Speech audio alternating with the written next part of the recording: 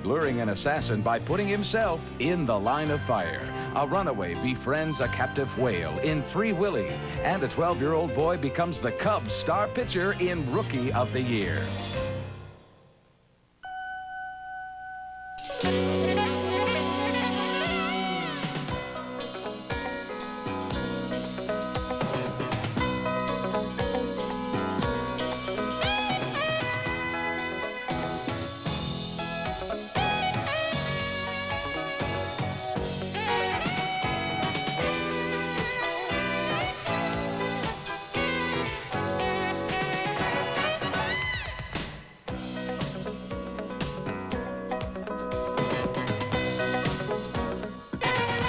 To Watts.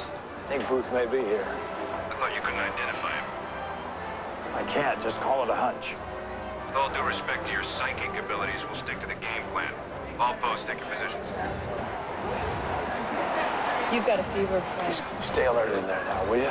Clint Eastwood is a Secret Service man who blames himself for the Kennedy assassination and doesn't want another president to die in the Line of Fire, one of the new movies we'll be reviewing this week on Siskel and Ebert. And we'll also take a look at a new film about a friendship between a boy and a whale. I'm Roger Ebert of the Chicago Sun-Times. Sort of reminds me of our relationship. And I'm Gene Siskel of the Chicago Tribune. Our first film is In the Line of Fire, and this is a terrific thriller marred only by the exploitive use of the Kennedy assassination footage in telling the story, as Roger mentioned, of a disgraced Secret Service agent trying to redeem himself by stopping a new assassin who's hot on the trail of a new president. Clint Eastwood plays the veteran agent who feels he personally blew his mission when he failed to stop Lee Harvey Oswald. Now a would-be assassin is on the loose, and he knows all about Clint Eastwood's character, as Eastwood and his partner find out when they break into his apartment. Oh, my God. That's you. The assassin even dares to introduce himself to Eastwood over the telephone, as the movie turns into a mano-a-mano between two men who define themselves through the presidency. Where are you? Closer than you might imagine. It's very exciting to talk to you. I feel like I know you. Oh, how's that? I've read about you, seen photos. You were JFK's favorite agent, the best and the brightest. But that was a long time ago. John Malkovich plays the assassin, and he creates a great sicko, dodging federal agents at every turn and payphone.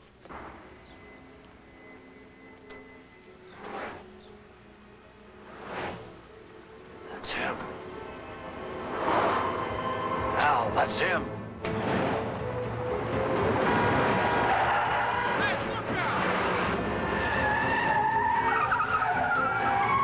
Eastwood, too, gives a superb performance, one of his best, as a tough guy with a broken heart, drawn to another Secret Service agent played by Rene Russo. You know, every time I start to sympathize with you, you say something that really annoys me.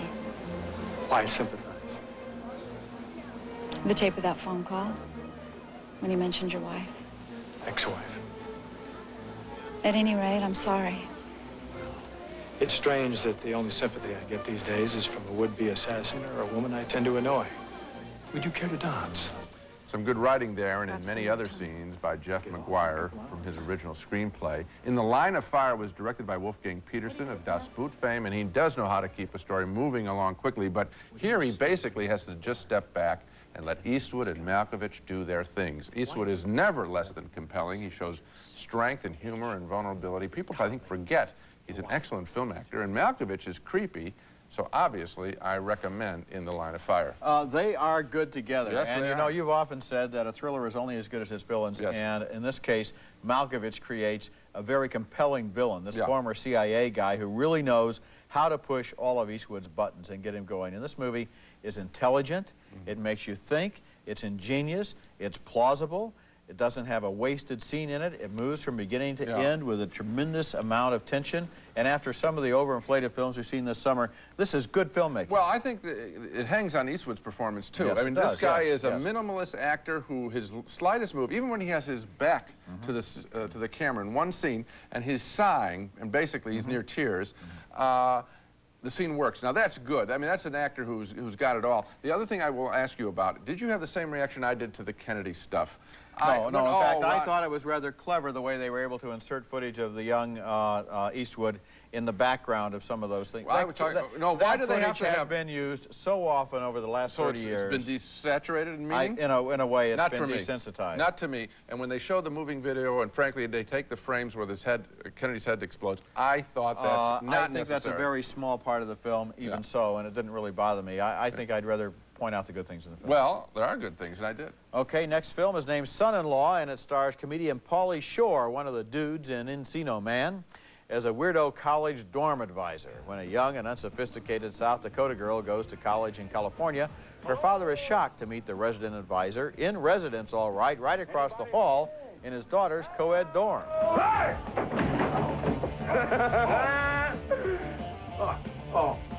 Sorry, I need a screwdriver. I'm sorry, I'm all out of vodka. No, I need to borrow a real screwdriver. That's Lane Smith as the father. The girl is played by Carla Gugino, and she shocks her family and her boyfriend by bringing the advisor home for Thanksgiving vacation. Well, where's your friend, dear? Oh, he was right. Hey. Guys, this is Crawl. Crawl tries to fit into the South Dakota social mode by wearing what he thinks is Western wear. Listen, you guys, I was feeling really, out of place. But hey, check it. He looks more like a cowboy at Chippendales there. That's Patrick Renna, who has fun with the obligatory role of the younger brother, though. He's pretty good. Back on the farm, there's a lot of barnyard humor, all at the expense of the city slicker.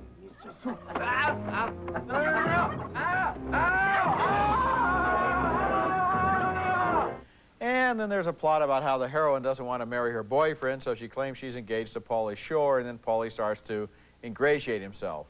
One of the strangely unsettling things about Son-in-Law is how much Pauly Shore resembles Richard Simmons. I kept waiting for him to get everybody out in the front yard for exercise.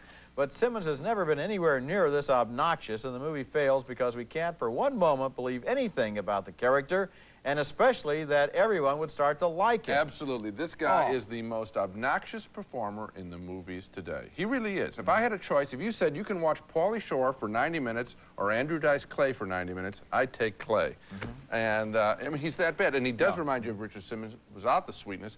And the problem is, the film is built on a lie, which is that we're supposed to root for him to transform this farm girl when the farm values are far more interesting than his values. I mean, this guy needs major personality transplant. I mean, if that farmhand, the guy that takes him out there and teaches him how to step in the cow manure and so forth, really took him in hand, after about 6 months or a year, he might begin to show signs of developing into a human being. And why not have that happen? Yeah. Why not have the farm people transform him? Yeah, because this isn't a bad family. They're actually pretty nice. And even the boyfriend, it's so artificial the way that he's forced into this strange deception. Right. Terrible, terrible, terrible. Coming up next, just in time for the summer, Rookie of the Year, a film that mixes baseball and kids and the Chicago Cubs.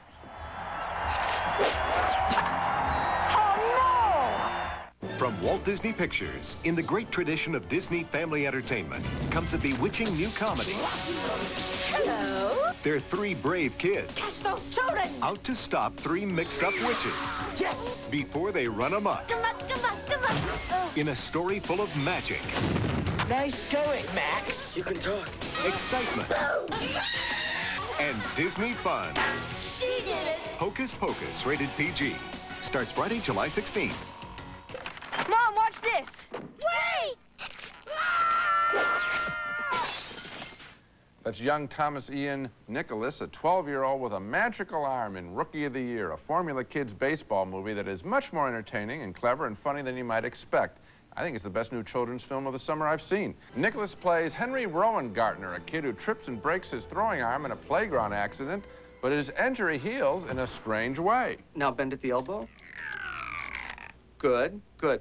And now rotate from the shoulder slowly.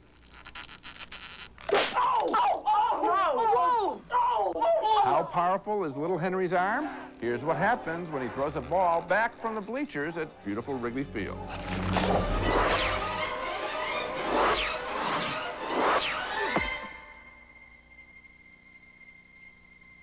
Oh my God! Eventually, Henry does join the Cubs, where he runs into a wacky pitching coach played by Daniel Stern, who also directed this film and is best known as one of the Home Alone robbers. It's gonna take a lot of work. It's gonna take a lot of sweat. But eventually, I'm gonna mold you into one of the greatest 12-year-olds that ever played this game. On the field, Henry is befriended by an over-the-hill pitcher played by Gary Busey. Everybody is half win and half lose. Okay. The lose half is afraid. Right. The winning half is fearless. Fearless. Right. The have-to is inside. It's where the fear lives. Oh, okay. Okay? Could you start over again? Let's play ball. This kid has an appealing personality. Rookie of the Year works for adults as well as kids because it offers surprises at every familiar turn the story takes. There's a strong mom character, that funny pitching coach you saw, and in the baseball scenes, there's some imagination in the ways in which little Henry helps the Cubs win the big games. There's some fresh ways of getting outs. I saw this picture once as a critic, and then I took my whole family and enjoyed it a second time.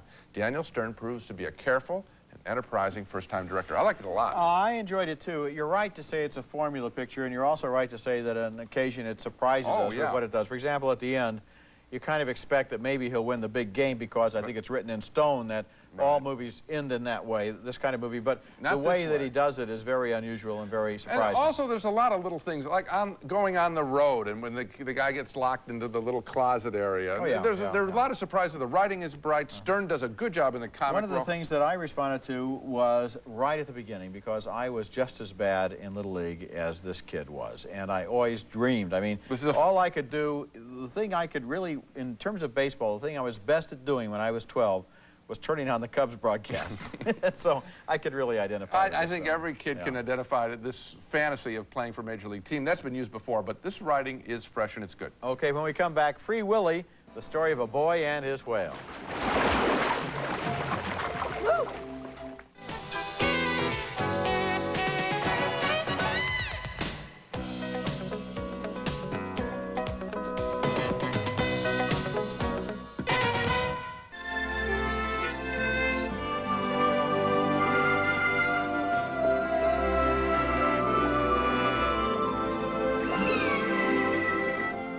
A troubled young boy gets a job at a seaquarium there and discovers that a captive orca whale responds to the sound of his harmonica.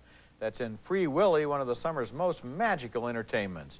The movie stars Jason James Richter as the boy who discovers he has a gift for communicating with the whale, who is named Willy. You're supposed to eat it like this.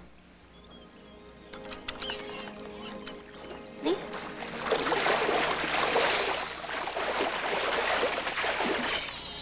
No? I have to admit, I had a little trouble believing that Willy would spontaneously be able to figure out how to shake his head yes and no, but other scenes involving the whale are completely convincing as the kid finds ways to train him and become his friend. Well, I can do that too.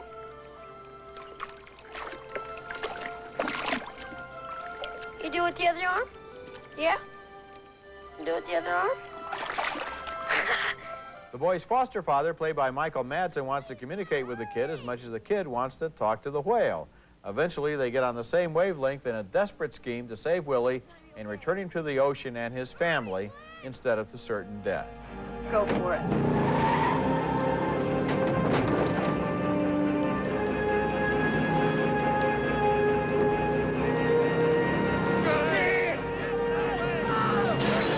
Free Willy is an enormously effective movie, and one reason for that is the convincing way it shows us the relationship between the boy and the whale.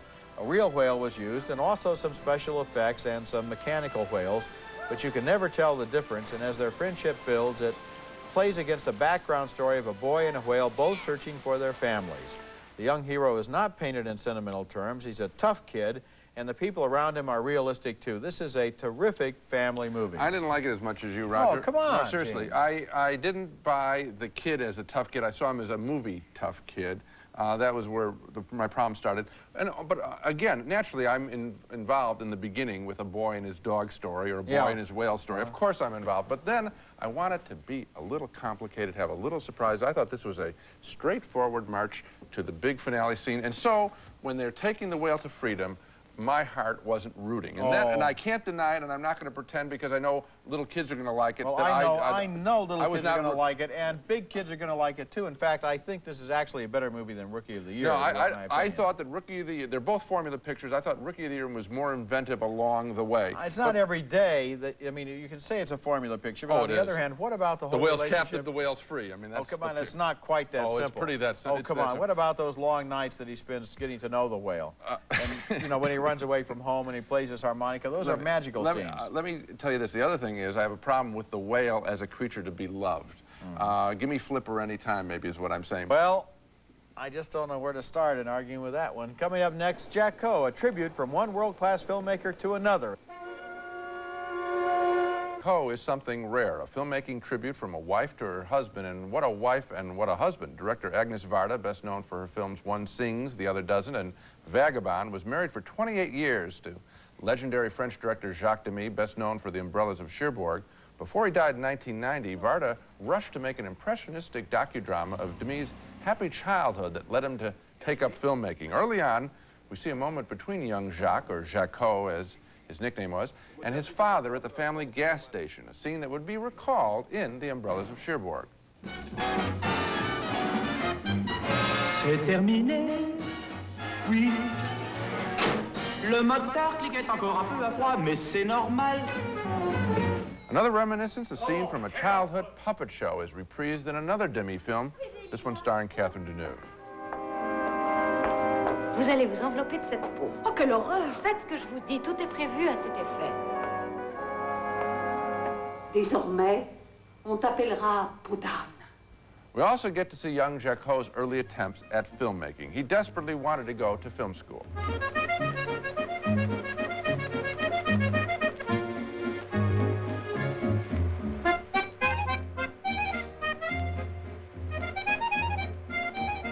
Va rallumer, Yvon. C'est pas long, mais c'est dansant. Jacques Demy is a national treasure in France, and Agnes Varda is a marvelous filmmaker. But this ambitious biography left me unmoved. It was like I was reading just the footnotes in a book and not the text. I wanted the movie scenes to go on longer, or the childhood scenes to go on longer without interruption. Or I would have preferred a more journalistic style interview. Or, tough as this may sound, maybe it's a case of a man's films being more interesting than his life. I enjoyed Jacquot, but not as much as I would have liked. Oh, gee, Gene, I really love this movie, and I thought it was so unique the way that this woman who knows that her husband is dying makes a movie in which she has actors play him as a young man. She shows scenes from his films, and then he is able to talk and remember things in his last months in the film, too. It's just enormously moving, and there are scenes in here that are so touching. How can you say his films are more interesting than how he became a director? For example, when he gets to the little chaplet film, and he looks at it over and over until he's tired of it, and then he gets the idea of erasing the film and drawing his own images on it and making his own film. Roger, you know what? I would have liked to have seen, it's the rhythm that she's got going here that interrupted the film for me constantly. Not at all. It's an original way. It's an original approach to documentary, I think. Well, it's first of all, if anyone has ever wanted to be a filmmaker, here was a story about how a great filmmaker started out as a kid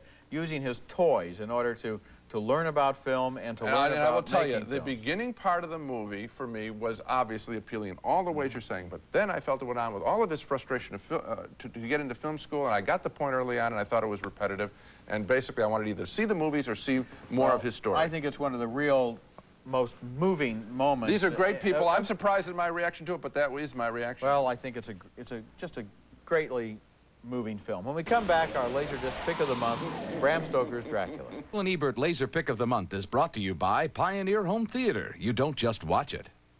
And now it's time for our Laserdisc Pick of the Month, an extraordinary laser production of Francis Ford Coppola's 1992 film, Bram Stoker's Dracula.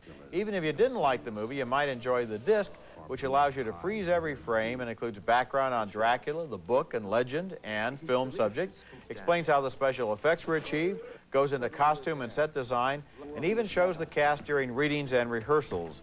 But the neatest thing on this disc is an editing workshop where the disc shows you several different takes of every shot in one of the scenes. Here are actors Winona Ryder and Keanu Reeves doing a scene with different emotional readings. We've waited this long, haven't we? We've waited this long, haven't we? We've waited this long, haven't we?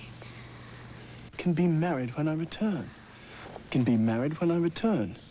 We can be married when I return. By programming your laser machine, you can play editor, choosing your own favorite takes and then letting the scene play. For example, should it go this way? We've waited this long, haven't we? Can be married when I return. Of course. All right. Or should it go this way? We've waited this long, haven't we? We can be married when I return. Of course. I must dash. Mustn't worry. All right. The possibilities of interactive video and Laserdisc have rarely been explored at this level, and the Criterion edition of Coppola's Dracula is our Laserdisc pick of the month.